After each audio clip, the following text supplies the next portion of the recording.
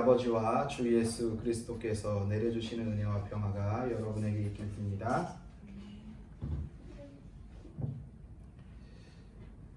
모든 사람들이 세상을 살아가면서 지금에 가지고 있는 의술로 치료하지 못하는 병이 하나 있습니다. 그리고 모든 사람이 이 병에 걸려 있습니다. 혹시 그 병이 뭔지 아십니까? 코로나? 노화라는 병입니다. 우리는 노화가 병이 아니라고 생각하는데요. 우리가 잘 느끼지 못하지만 모든 사람들이 지병을 앓고 있어요 라고 하면 암일 수도 있고 희귀병일 수도 있고 혹은 사고로도 사람들이 죽긴 하지만 대부분 많은 사람들이 어떻게 죽죠? 나이가 들어서 몸이 약해지고 장기의 기능들이 떨어짐으로 인해 가지고 그래서 이제 죽는 건데, 노화가 그렇게 이제 노화가 진행됨으로 우리도 이제 나이 먹으면 몸이 예전 같지 않아 그러잖아요. 저도 요즘 가끔 가다가 일주일에 한 번씩 목사님들과 운동을 하는데 30대 때 다르고 40대 때 다르더라고요. 몸이 저 공이 달 것 같은데 안 닿아요. 그만큼 이제 몸이 늙어가는 거죠. 아마도 지금 이 자리에 앉으신 분들 중에서는 제가 나이가 제일 많이 먹은 것 같은데 이제 점점 늙어가는 거예요. 그러다가 이제 몸의 기력이 쇠하면은 그때 이제 다시 하나님이 사람에게 흙으로 돌아가라고 했으니까 우리는 흙으로 돌아가게 된다라는 것이죠. 그 어떠한 의술로도 이 노화는 막을 수가 없는 거예요. 얼마 전에 기사를 보니까 그런 이야기 있더라고요. 미국의 샌디에고 캘리포니아 대학 연구진이 노화를 일으키는 세포를 발견해냈대요. 그래서 이 녀석을 잘 치료하게 되면은 노화가 진행을 좀 늦출 수야 있겠죠. 그런데 그걸 늦춘다고 해가지고 완전히 우리가 죽지 않는다, 불로장생한다? 할 수 없다라는 것이죠. 예전에 그 진시황이라는 왕이 불로장생하려고 사람들을 보내가지고 불로장생할 수 있는 그 식물들을 구해오게끔 했잖아요. 그런데도 불구하고 진시황이 지금 살아있습니까? 없죠. 성경에서 가장 오래 살은 창세기에 기록하고 있는 무두셀라도 물론 지금에 비해서 아주 많이 살았어요. 969살을 살았으니까 거의 1000년 가까이를 살았는데 그럼에도 불구하고 이 땅에 없다라는 것이죠. 의술로는 이 노화라는 병을 치료할 수가 없는 거예요. 왜? 하나님이 말씀하셨거든요. 너희는 흙으로 돌아가야 된다라고. 아무리 의술이 발달되고 과학이 발달된다 하더라도 하나님의 그 말씀 한 구절을 넘어갈 수 없는 거예요. 인간의 노력과 과학의 발달은. 그렇기 때문에 물론 우리가 이제는 100세 시대라고 얘기해요. 제 부모님 세대들 그리고 우리 조상들은 예전에 한갑잔치 하잖아요. 그쵸? 왜 한갑잔치 하는 줄 아세요? 예전에는요 60까지만 살아도 장수했다라고 생각했기 때문에 한갑잔치를 하는 거예요. 그런데 지금은 뭐라고 해요? 60부터 70부터 인생이 새롭게 시작된다라고 하잖아요. 그래서 막 70 먹은 할아버지 할머니들도 등산하는데 젊은 사람들보다 더 잘하시잖아요. 그만큼 이제 기대 수명도 많아졌고 이제 연세 드신 분들도 되게 건강하게 오래오래 사세요. 그렇기 때문에 요즘 100세 시대라는 이야기도 나오죠. 그래서 100세까지 살 수 있다 손 치더라도 결국에는 다 어디로 간다고요? 흙으로 돌아가는 거예요. 아무리 과학이 발달되고 의술이 발달돼서 암을 치료하고 난치병, 희귀병을 치료한다 하더라도 이 노화라는 병은 치료할 수 없다라는 것이죠. 제가 언젠가도 한번 설교할 때 그런 이야기를 한 적이 있어요. 한 대학 교수가 열심히 그 강의에 늦어가지고 뛰어가는 학생을 붙잡아 세워요. 그러면서 대학 교수가 그 학생한테 이야기하죠. 자네 어딜 그렇게 열심히 뛰어가는가? 그러니까 제가 좀 수업이 늦었습니다. 그러면은 교수님이 그런가 빨리 가게 라고 놔주시면 좋은데 교수님이 뭐라고 이야기하냐면은 자네 그렇게 해서 수업 좀 늦어서 빨리 들어가서 출석 체크를 다 우리 대학 갔다 오신 분들은 아시지만 어떤 교수님은 시작할 때 출석 체크를 하시는 분이 있고 어떤 분은 끝날 때 하시는 분이 있잖아요. 저도 이제는 끝날 때 하시는 분은 거의 끝날 때에 맞춰서 들어갔거든요. 그런 기억이 있는데 아마 이 분은 시작할 때 출석 체크를 하시는 분이었던 것 같아요. 그러니까 열심히 뛰어 들어갔겠죠. 그렇게 해서 수업 들으면 뭐하게? 좋은 학점 받아야지요. 좋은 학점을 받아서 뭐하게? 그래, 좋은 학점 받아서 잘 졸업해가지고 좋은 직장 얻어야죠. 그래? 그럼 좋은 직장 얻어서 뭐하게? 아내랑 결혼도 가정도 꾸리고 좋은 집도 사고 아이도 낳고 잘 살아야죠. 그래, 그렇게 해서 돈 잘 벌어서 뭐하게? 그 다음에 노년 즐겨야죠. 그래, 노년 즐긴 다음에 뭐하게? 죽죠? 그럼 자네는 그렇게 죽음을 위해서 열심히 달려가는 것인가? 라고 물어봤을 때 이 학생이 아무 대답도 할 수 없었다라는 것입니다. 우리가 이 세상을 열심히 살아가야 해요. 그쵸? 하나님이 허락하신 삶이기 때문에 이 땅에 사는 동안에는 열심히 살아가야 합니다. 근데 중요한 것은 목표가 분명해야 한다라는 것이지요. 어느 목표를 향해 어떻게 우리가 달려가는지는 우리 스스로가 잘 분별하고 판단해야 한다는 것입니다. 내가 열심히 달려가는 것이 단순히 그냥 이 세상에서 길면은 성경에서 말하면은 7, 80년이라고 말하지만 지금 의술의 발달로 100년을 산다고 한다면은 앞으로 살 날이 더 많은데 그 살 날을 더 편하게 살기 위해서 그렇게 열심히 달려가는 것인가? 아니면 영원한 하나님의 나라에서 내가 평생토록 영원토록 주님과 함께 잘 살아가기 위해 지금 앞으로 남은 7, 80년 혹은 60년, 50년, 40년 사람들마다 다르겠지만 그 시간을 잘 준비하면서 열심히 달려가는가? 그것은 우리의 선택과 우리가 어떻게 살아가느냐에 따라 다르다라는 것입니다. 삶의 과정은요, 그래서 중요한 거예요. 왜냐하면요, 삶의 과정이 쌓이고 쌓여가지고 그 사람이 죽음 앞에 섰을 때, 그래서 죽은 후에 그 사람을 그 삶의 과정을 통해 평가하기 때문입니다. 그렇기 때문에 우리가 주어진 이 삶의 과정에서 어떻게 살아가느냐는 매우 중요하다는 것이죠. 오늘 우리가 함께 읽은 본문의 말씀은요, 사무엘이요, 이스라엘 백성들을 모아놓고 그들에게 이제 고별 설교를 하는 거예요. 저도 아마도 이제는 나이가 먹고 앞으로 제가 몇 살을 더 목회해야 할지 모르겠어요. 지금 마음 같아서는 저희 교단에서는 70살이 정년 은퇴거든요. 근데 저는 70살까지 목회하고 싶은 마음은 없어요. 한 65세까지만. 왜냐하면 65세부터 공식적으로 은퇴를 받아주거든요. 저희 교단에서는. 그렇기 때문에 65세 돼서 그냥 은퇴를 하게 되면 앞으로 22년간 목회를 더 할 수 있거든요. 22년간 목회를 하고 그곳에서 마지막 이제 제가 은퇴를 하면서 고별 설교를 하겠죠. 제가 고별 설교를 한 번 했습니다. 전도사 때. 전도사 사역을 하고서 떠나면서 그곳에 있는 학생들한테 이제는 고별 설교를 하고, 아직까지는 고별 설교를 이제 제가 담임이니까 고별 설교할 일이 없죠.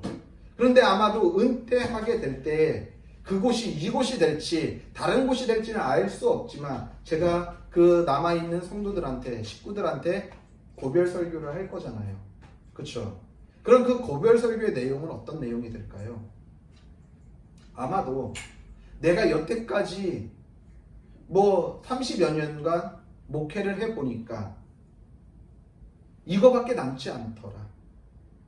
너희들도 그러한 삶을 살아가거라. 라고 고별 설교하지 않을까요? 어떻게 하면은 돈을 잘 벌고, 어떻게 하면은 잘 살고, 이런 것에 대해서 제가 고별 설교하지는 않을 것 같아요. 생각해 보니까. 오늘 말씀을 보니까 사무엘이 맡은 일들이 되게 많았습니다. 첫 번째, 제사장 일을 감당하고 있었어요. 두 번째, 사사 일을 감당하고 있었어요. 오늘 말씀을 보면은 사사였음이 분명해요. 그리고 또 하나, 예언자, 선견자의 역할도 감당하고 있었어요. 한마디로 이스라엘 백성에게 있어서 제일 중요한 역할을 감당하고 있었는데 이 중에서 하나를 내려놓는 거예요. 무엇을 내려놓냐 하면 바로 사사직을 내려놓는 거예요. 여전히 제사장이고 여전히 선견자긴 하지만 사사직을 내려놓는다라는 것은, 왜? 이스라엘 왕이 이 전장을 보게 되면은 사울이라는 왕이 선출되었기 때문에 더 이상 사사의 역할이 필요하지 않았던 거예요. 새로운 왕이 선출되었기 때문에 그 자리에서 물러나서 지금 이제는 물러나면서 마지막 고별 설교를 하는 것이죠. 우리도 가끔 TV나 매스컴을 보게 되면은 어느 지역의 수장이 고별사를 하잖아요. 내가 이 단체를 떠나면서, 이 집단을 떠나면서 내가 남아있는 그들에게 해주고 싶은 말을 한단 말이에요. 그와 같이 오늘 사무엘도 그들에게 그 이야기를 하는 거예요. 그런데요, 오늘 참 재밌는 게 사무엘이요, 이스라엘 백성과 싸우자고 들어요. 오늘 본문을 1절부터 쫙 읽어보면은 이 내용이 어떤 내용이냐면은 법적인 용어들이 있는 거예요. 송사하는 거예요. 내가 너희들과 변론하겠다라고 지금 이야기하고 있다는 것입니다. 되게 살벌하죠, 고별 설교가. 그런데 사무엘은요, 이 고별 설교, 이 송사하는 내용이 어떤 내용이냐 하면은, 내가 여태까지 사사직을, 제사장직을, 그리고 선견자 역할을 감당하면서 내가 너희들에게 조금이라도 손해를 끼친 적이 있느냐? 내가 너희들에게 뭐 잘못한 것이 있느냐? 만약에 그것이 너희들 눈에 발견된다고 한다면 나를 고발해라, 송사해라 라고 이야기하면서 너희들의 잘못에 대해서 내가 이야기를 할게 하면서 오늘 쭉 이야기를 하는 거예요. 어떤 너희들의 잘못이 어떤 잘못이 있냐면은 이거예요. 너희들의 왕이 없었을 때, 그리고 이집트에서 너희들이 종살이하고 있을 때 하나님이 어떻게 했니? 너희들을 출애굽시켰잖아. 그랬을 때 니네가 광야에서 했던 행동을 기억해봐. 니네 광야에서 어떻게 했니? 하나님 앞에 짜증냈지. 모세한테 승질 부렸지. 그래, 그것까지 오케이. 그리고서 가나안 땅에 들어와서 사사시대를 살아가면서 또 어땠어? 이방 민족들이 계속 공격해 오니까 너희들이 너무나도 고통스러워해서 내가 그때마다 사사를 보냈잖아. 그러면서 말하잖아요. 여기에 그 나오는 사람들이 누구예요? 뭐 여룻바알도 나오고요. 또 누가 나왔어요? 입다도 나오고요. 그리고 나 사무엘, 베단, 이렇게 해서 계속 이야기하는 거예요. 내가 계속해서 사사들을 보내줬잖아. 그래서 니네들이 그 이방인 압제들로부터 구해줬잖아. 그런데 니네들이 한 게 뭐야? 니네 옳은 소견대로 좀 살만해지니까, 형편 살만해지니까 니네 또 마음대로 살아갔잖아. 죄 지면서 마음대로 살아갔잖아. 그러면서 더 나아가 너희들이 한 일이 뭐야? 오늘과 같이 이방 사람과 똑같이 너희들을 다스릴 왕을 세워달라고 니네 말했지. 그래서 오늘 사울을 세웠잖아. 그런데 내가 내 권위로 세운 왕한테 가서 이 어려움, 니네 어려움 당했을 때 왕한테 가서 도와달라고 요청하지 않고 어디로 갔어? 니네 암몬이 쳐들어왔을 때 사울한테 가지 않았잖아. 나한테 찾아오지 않았잖아.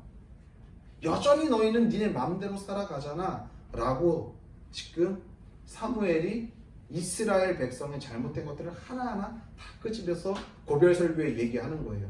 거기에 와서 앉아있는 사람들이 그걸 들으면서 어떤 마음이 생겼을까요? 참 마음이 힘들었을 거예요. 그러면서 사무엘이 이렇게 말하죠. 14절 15절에 너희가 만약에 하나님을 경외하면, 여호와를 경외하면, 그를 섬기면, 그의 목소리를 듣고 그의 명령을 기억하면은 하나님께서 너희에게 은혜를 베풀어 주시는 것이고, 그렇지 않으면 너희가 어떻게 된다고요? 너희 삶 가운데 힘듦과 어려움이 따른다라는 것을 말하고 있는 것입니다. 결국 망한다라는 것이죠. 사무엘이 이렇게 말할 수 있었던 근거는 무엇일까요? 자기가 엄마 젖을 띠면서 바로 어디로 가요? 성전에서 제사장 엘리의 수종을 들으며 살아오잖아요. 우리 연진이가 엄마 젖을 23개월까지 먹었나요? 23개월까지 먹었어요. 우리 의진이는 이빨이 녹아내려가지고 12개월까지인가 먹은 것 같아요. 11개월인가 12개월까지 먹었는데, 이때 당시에는 중동지방이니까 물이 기한되니까 엄마의 모유가 수분의 역할을 한다고 해서 좀 더 먹는다고 치자고요. 우리도 어렸을 때 저희 어머니가 제가 3살까지 먹었다고 하더라고요. 엄마 젖을. 그러니까 저도 많이 먹은 거죠. 그런데 우리보다 더 나이 드신 분들은 아마도 더 먹었을 것 같아요. 왜? 물 먹을 게 없으니까. 그럼 이때 중동 지역의 사무엘을 많이 엄마 젖 뗄 때까지라고 해서 많이 좀 생각한다고 해도 5살 이상까지 먹었을까요? 그렇진 않았을 거라고 생각해요. 그러면은 5살 정도에 엄마와 아빠의 품을 떠나가지고 성전에서 살아가는 거예요. 그때부터 신앙생활을, 물론 엄마 뱃속에서부터 신앙생활을 해왔죠. 그러면서 본격적으로 엘리 제사장의 수종을 들면서 그곳에서부터 성전 일을 하기 시작한 것은 5살이라고요. 지금 의진이보다 더 어린 나이부터 성전에서 살아온 거예요. 평생 하나님 앞에서 그렇게 살아온 거예요. 지금 이 늙은 나이에 고별 설교하는 그 나이까지. 그러면서 한 번도 하나님의 뜻을 거스린 적 없고 한 번도 하나님의 명령을 어긴 적이 없으면서 살아온 거예요. 많은 힘듦과 어려움이 있었겠죠. 숱한 고난이 있었겠죠. 그럼에도 불구하고 그때 계속해서 자기의 생각과 자기의 뜻대로 살아간 것이 아니라 하나님의 말씀을 기억하고 하나님의 명령을 생각하며 하나님을 부여잡고 살아온 거죠. 그 결과 자기가 이 앞에 서서 이렇게 고별 설교할 수 있게 되었고, 내가 이스라엘 백성들 앞에서 떳떳하게 흠 없이 너희들에게 이 말을 할 수 있다라고 자신 있게 말할 수 있다라는 것이죠. 적어도 사무엘은 아는 거예요. 내가 하나님 앞에 어떻게 살아왔는지에 대해서. 이스라엘의 역사를 보면서 고별 설교를 한 인물들을 보면은 동일하게 하나같이 말하는 게 있어요. 모세도 신명기 33장에서 고별 설교를 통해서 그렇게 말하고요. 여호수아도 여호수아 24장에서 그렇게 이야기를 하거든요. 나와 우리 가정은 여호와 하나님만을 섬기겠다. 그냥 단순히 와서 예배드리는 것이 아니라 전심으로 하나님 앞에서 살아가겠다라는 결단인 거거든요. 모세도 이스라엘 백성들에게 그렇게 이야기하는 거고요. 여호수아도 그렇게 이야기하는 거고, 오늘 사무엘도 이스라엘 백성들한테 그렇게 이야기하고 있다는 것입니다. 그러면서 이렇게 이야기하죠. 사무엘이 하나님 앞에서 하나님을 붙잡고 너희들이 살아갔는지 아닌지를 아는 방법이 있어. 그게 뭐냐 하면 오늘 17절, 18절에 있는 말씀인 거예요. 간단하게 말하면 이런 거예요. 오늘 지금 이때는 밀추수할 때야. 그런데 내가 하나님 앞에 너희들이 바르게 살았는지 아니었는지, 내가 지금 이 이야기한 것들 1절부터 17절까지 18절까지 이 이야기한 것들이 모든 게 사실이라고 한다면 오늘 우레와 비로 하나님이 이 시간에 내리실 거야 라고 이야기한 거예요. 왜 이 이야기를 했냐면요, 이때 당시에 밀추수할 때는요 건기예요. 이들 나라는요, 우리가 건기는 잘 알지만 비가 오지 않는 거잖아요. 그렇기 때문에 비가 온다라는 것은 이들이 추수할 때 비가 오면은 그 추수를 다 망치잖아요. 그렇기 때문에 하나님에 대한 징벌로 생각하는 거거든요. 그렇기 때문에 이걸로 이 자연 현상을 통해서 내가 너희들에게 지금까지 말한 것이 진실인지 아닌지 확증시켜 줄게 라고서 이야기합니다. 그럴 때 어떻게 됩니까? 정말 17절 18절에서와 같이 우레와 비를 하나님이 보내셔서 모든 백성들로 하여금 지금 사무엘이 말한 것이 모두가 참말이라는 것을 확증시켜 준다라는 것입니다. 모든 사람들은요 적어도 한 번은 삶의 마무리를 합니다. 그렇죠. 우리도 죽잖아요. 안 죽나요? 안 죽을 수가 없어요. 죽을 수밖에 없어요. 모두는 죽음 앞에서 자유할 수 없습니다. 모든 사람들은 아마도 죽음 앞에서 좋은 것을 남기려고 할 거예요. 그렇죠. 저 같아도 마찬가지일 거예요.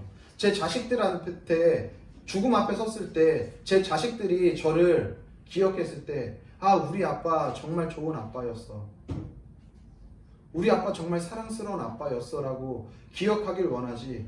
아, 우리 아빠 20년 동안에 얼마나 내가 힘들고 어려웠는지 이런 기억으로 자녀들한테 남고 싶지 않을 거예요. 제가 만약에 이제 주 말씀교회에서 은퇴를 하고 떠난다고 할 때 아, 그 목사 잘 떠났다. 그 목사 있는 동안에 얼마나 힘들었는지 몰라. 라고 기억되고 싶지 않을 거라고요. 그렇잖아요. 모든 사람들이 그 자리를 떠날 때에 기억됐을 때 그 사람 좋은 사람이었어. 그 사람이 이제 눈에 보이지 않으니까 너무나도 안타깝고 너무나도 서운하고 너무나도 그리울 것 같아. 라는 여운을 남겨야지.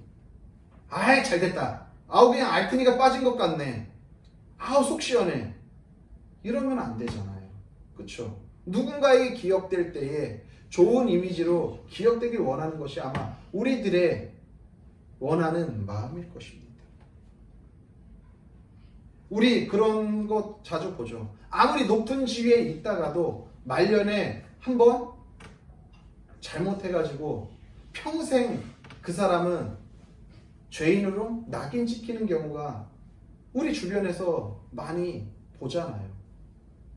뭐 종교인들도 그런 사람들이 워낙 많고 정치인들은 말할 것도 없고 사회에 뭐 유명한 사람들도 말년에 잘못해서 모두가 모든 사람들에게 비난받고 손가락질 받는 일들이 너무나도 많이 있다는 것입니다.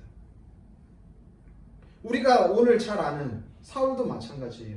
사울이요, 처음에는 얼마나 하나님을 사랑하는 사람인지 몰랐어요. 얼마나 하나님의 말씀에 순종하고 하나님의 권위를 인정하고 하나님의 뜻 가운데 살아가는 사람이었어요, 사울도. 그런데 어떻게 됩니까?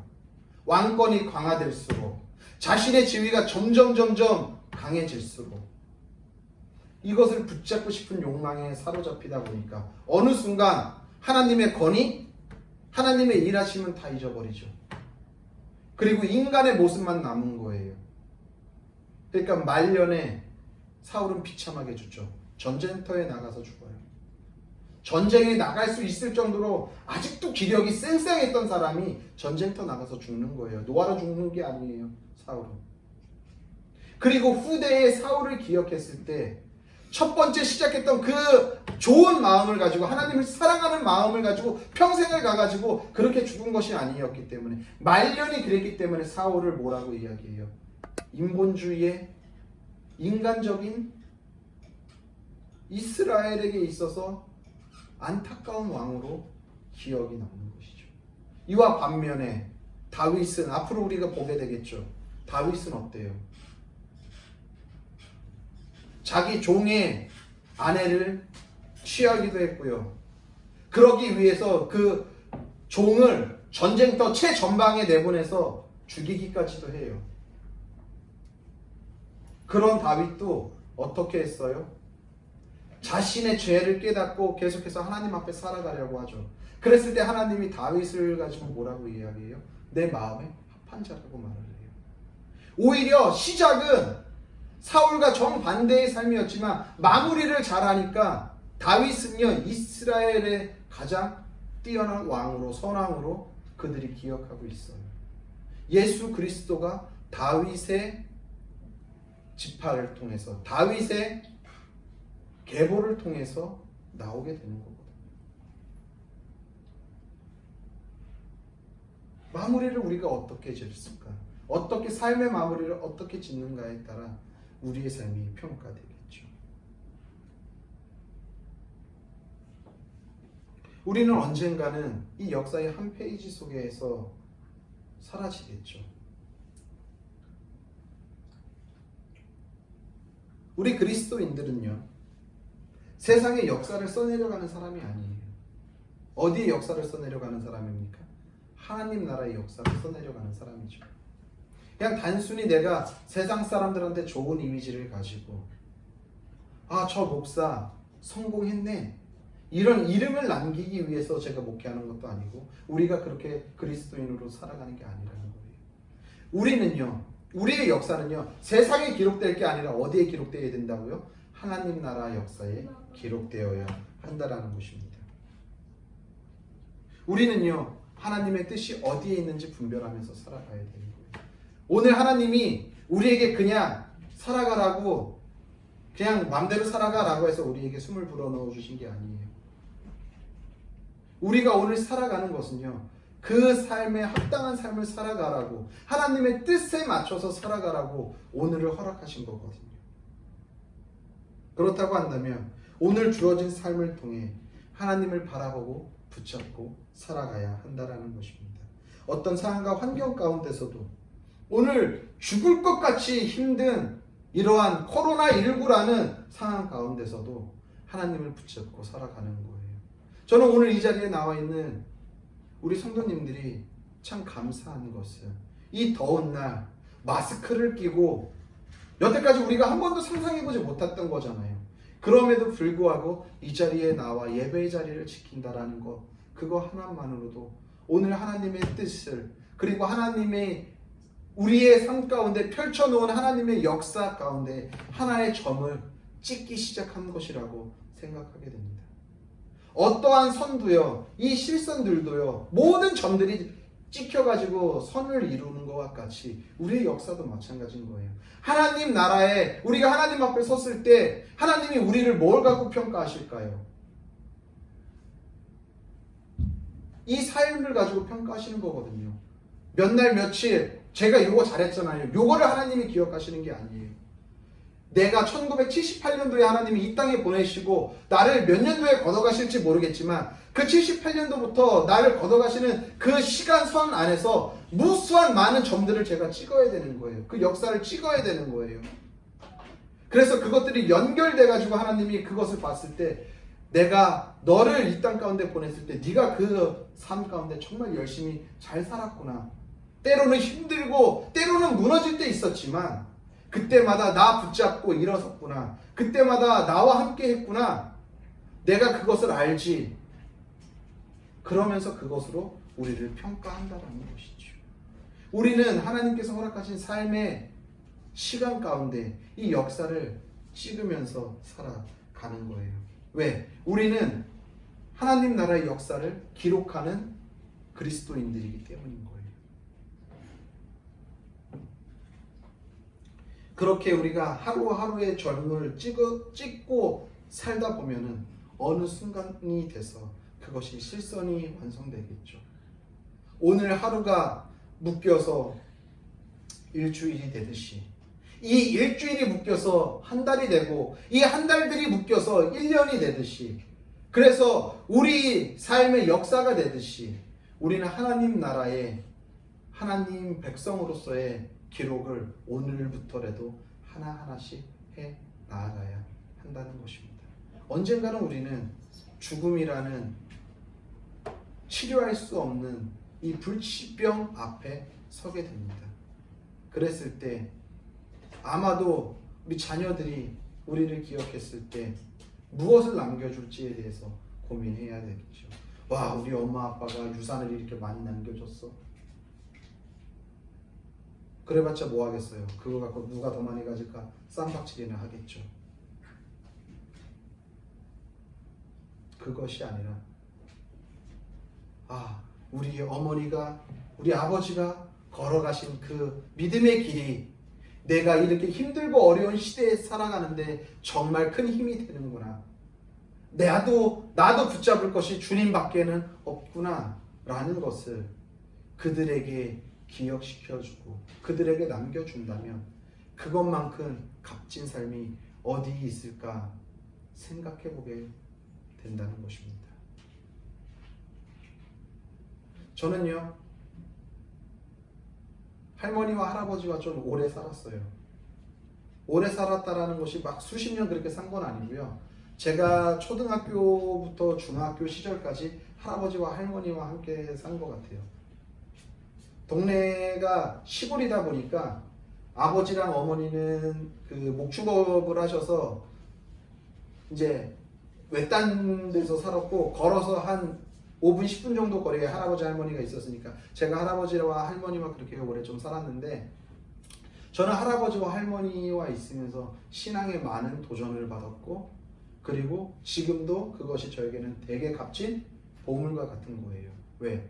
할머니는요, 시간 날 때마다 성경책을 그렇게 많이 읽으셨고요. 할아버지 같은 경우에는요, 그 동네에서 모르는 분이 없을 정도로 아주 정말 믿지 않는 사람들도 할아버지를 다 존경할 정도로 그렇게 저희 할아버지가 되게 거룩한 분이셨어요. 저는 그것을 많이 보고 배우고 자랐어요. 그래서 여전히 아직도 제 마음 가운데는 할머니와 할아버지 그 믿음이 남아있어요.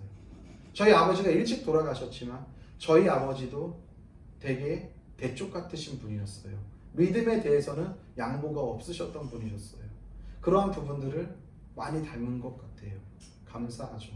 그러한 부모들이 물려준 그 신앙의 유산이 우리가 지금 어떻게 살아가느냐에 따라서 그것이 우리의 후손들에게 그대로 저는 전해질 거라고 생각하게 됩니다. 사랑하는 성도님들, 우리가 이 담에 죽음이라는 문턱 앞에 섰을 때 무엇을 우린 과연 남길 수 있을까요? 우리는 그들에게 무엇을 남기고 마지막에 너희들 어떻게 살아가라고 말할 수 있을까요? 야, 내가 살아봤더니 돈이 최고더라. 무조건 수단과 방법을 가리지 말고 돈을 많이 모아라. 이렇게 얘기할 건가요? 아니면은 내가 지금까지 살아오니까 다 부질없더라. 주님 앞에서 살아가는 것만큼 값진 게 없더라. 이것을 남겨줄 건가요? 자녀들이 평가하겠죠. 후대가 평가하겠죠. 우리는 그들에게 그들의 평가 앞에 어떤 것을 어떻게 평가받을지, 우리가 지금 오늘 하나님 나라의 역사를 어떻게 기록하느냐에 따라 달려있다라는 사실을 기억하시길 바랍니다. 부디 오늘 하루도 우리가 주님 안에서 주님이 맡겨진 삶을 살아갈 때 주님께서 허락하신 삶의 자리에서 하나님의 역사를 거룩하게 써내려가는 성도님들의 삶이 되시기를 예수님의 이름으로 간절히 소원합니다. 네. 기도하겠습니다.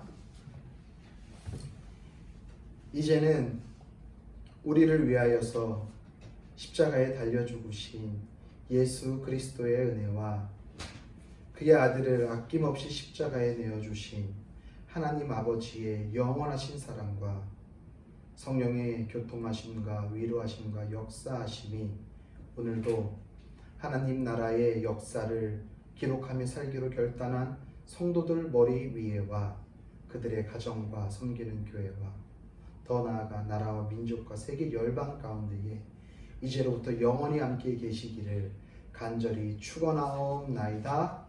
아멘.